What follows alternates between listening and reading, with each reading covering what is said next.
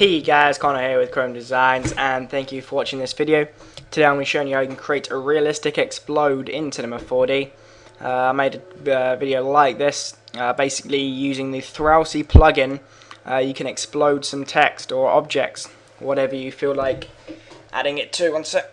Okay, there we go.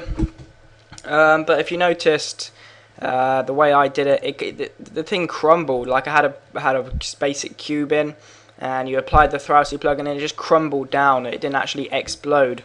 I got a few comments saying how do you actually get it to explode like shown here. So I'm just going to run you through what you need to do to explode it. You can mess with the velocity settings, however I think I have an easier way.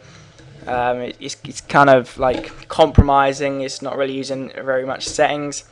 It's just kind of using knowledge, well, not so much knowledge, because Nitroman actually told me how you do it. Nitroman is the maker of Thrausi.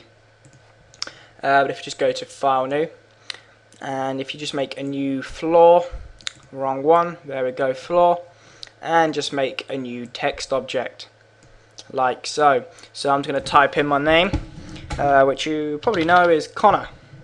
The font I'm going to change to Neo Sans, bold italic, depth to 100. Quite like this font with that depth.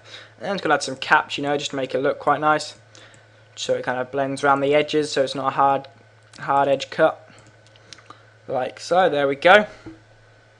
And we've got a basic, quite nice scene going on there. It's a bit bland, so I'm just going to set up the scene first of all, and I'm going to be doing, you can follow me through. So I'm going to change the render settings to 1280 by 720. I recommend using them settings, kind of HD settings they are, and just add in a global illumination and ambient occlusion. The contrast and ambient occlusion maybe add to 15. Okay, and now if we render it out, I'll tell you what, it will not work because I haven't added a sky.